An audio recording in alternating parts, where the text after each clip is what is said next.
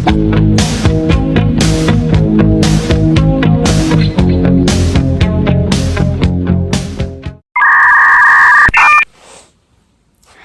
everyone, perkenalkan, saya Lailatul Fitri Sani dengan NIM 2302020048, Prodi Farmasi Universitas Bumi Gora Mataram.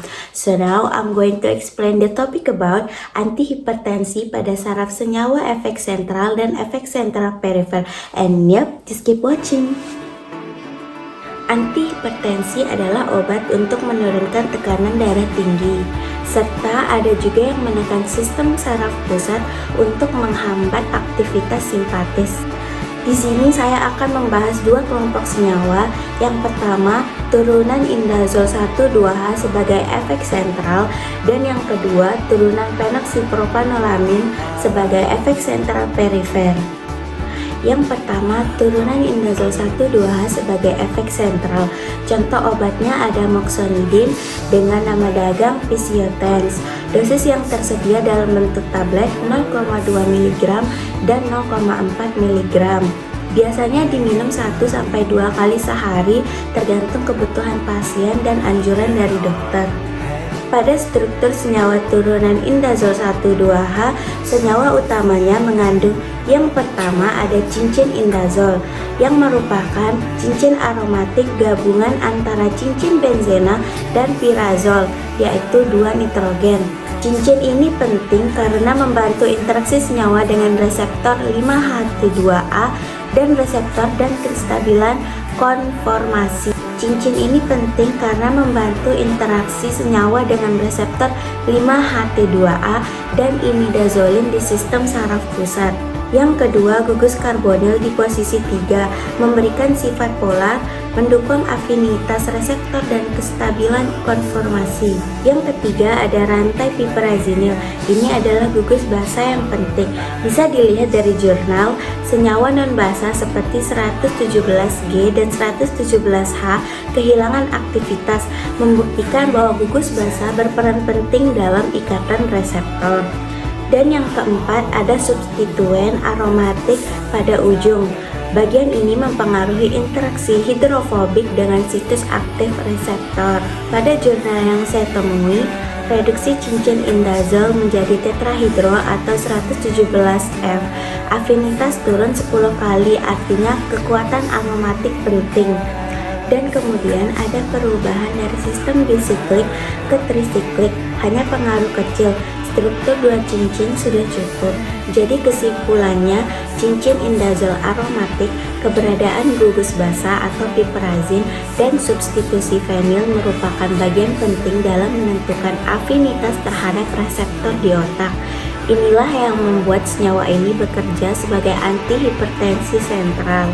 Yang kedua, turunan phenoxypropanolamin sebagai efek sentral dan perifer. Contoh obatnya ada propanolol, dan nama dagangnya ada Inderal, Aflocarbil, dan propanolol generik. Dosis umum yang biasa digunakan yaitu tablet 10 mg, 40 mg, dan 80 mg. Selanjutnya adalah senyawa turunan phenoxypropanolamin yang sering ditemukan pada obat golongan beta blocker seperti propanolol. Obat ini bisa menurunkan tekanan darah baik secara perifer atau jantung, pembuluh, maupun sentral, sistem saraf pusat. Struktur utama senyawa turunan phenoxypropanolamin memiliki struktur utama komponen, yaitu yang pertama ada cincin indole, bagian aromatik yang mempengaruhi potensi dan afinitas senyawa terhadap reseptor adrenergik dan serotonin. Substituen pada cincin ini menentukan aktivitas, contohnya 2-NH2, kemudian 2,3 dimetil meningkatkan aktivitas. Kemudian yang kedua ada rantai samping dengan NHCH, CH3, CHOH. Ini adalah bagian propanolamin yang penting sebagai peringkat reseptor adrenergik. Kemudian gugus OH dan NH memungkinkan ikatan hidrogen. Yang ketiga ada fenoksi. Bagian ini berinteraksi secara hidrofobik dengan situs pengikatan reseptor beta dan untuk afinitas. Pada jurnal yang saya temui, hubungan struktur aktivitasnya yang pertama, substitusi orto di cincin aromatik. Misalkan 2CF3, kemudian 2CN, 2CONH2 berpengaruh kuat sehingga menurunkan atau meningkatkan aktivitas tergantung jenis gugusnya. Kemudian posisi substitusi 2,3 dimetil punya potensi setara dengan 2 metil, sedangkan 2,6 dimetil menurunkan aktivitas. Artinya posisi gugus sangat menentukan. Jadi kesimpulannya, aktivitas antihipertensi bergantung pada cincin indole, propanolamin, dan gugus fenoksi. Mungkin hanya itu yang dapat saya sampaikan. Jika ada kekurangan atau kesalahan, saya memohon maaf.